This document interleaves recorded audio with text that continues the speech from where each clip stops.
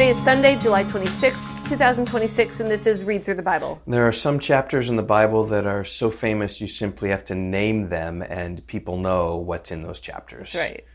So like Psalm 23. Yep, the Lord is my shepherd. Or like 1 Corinthians 13. The love chapter. Or like Hebrews 11. The Hall of Faith. The Hall of Faith, yeah. Mm-hmm. And now we come to Proverbs 31. Which is very similar. This is the chapter of describing the excellent wife. Yes. And however, I think a lot of women have been discouraged by this chapter because it just seems like such a high, unattainable standard that it's almost impossible to be just like this woman. Yeah, and that's the assumption, is that, oh, you read this and you say, oh, I guess that's what I'm supposed to be. I don't know that I could do that.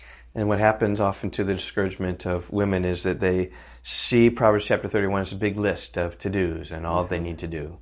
But if you really look at Proverbs 31, I don't think this woman is really overcome and burdened by this list of all these things to do. No, and I think it's because this passage, this chapter actually should be showing us not what we need to do, but why. Yeah. Like we look at verse 30, and it says, charm is deceitful and beauty is vain, but a woman who fears the Lord is to be praised. So she's motivated. Her why is because she fears the Lord.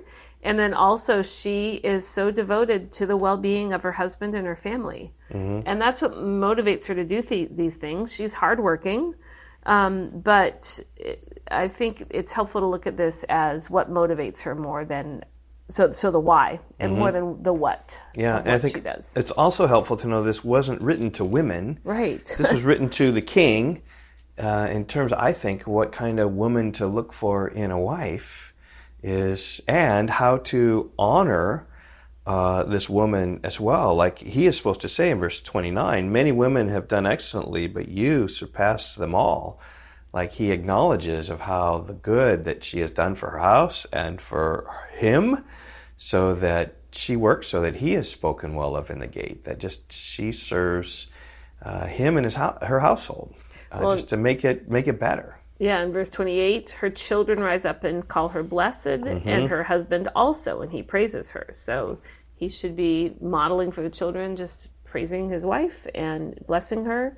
And I think also even in verse 10, he values her more than his highest possessions of precious jewels. Yep. But it's Lemuel's mother who's telling him these things. And so she certainly is coming from a perspective of wanting the good of Lemuel's future wife. Yes. Mm-hmm. not the oppression and discouragement. Yeah. And there's this symbiotic relationship. It's good for the wife, it's good for the husband, right? But this is the one you look for, right? Okay, I'm going to read this. In verse 10, it says, an excellent wife who can find. So King Lemuel, if you're looking for a wife, look for this kind of woman who's going to help you, and you can praise her and super value her. She is far more precious than jewels. The heart of her husband trusts in her, and he will have no lack of gain. She does him good and not harm all the days of her life. She seeks wool and flax and works with willing hands. She is like the ships of the merchant. She brings her food from afar. She rises while it is yet night and provides food for her household and portions for her maidens. She considers a field and buys it. With the fruit of her hand, she plants a vineyard. She dresses herself with strength and makes her arms strong. She perceives that her merchandise is profitable. Her lamp does not go out at night. She puts her hands to the distaff, and her hands hold the spindle. She opens her hand to the poor and reaches out her hands to the needy. She's not afraid of snow for her household, for all her household are clothed in scarlet. She makes bed coverings for herself. Her clothing is fine linen and purple.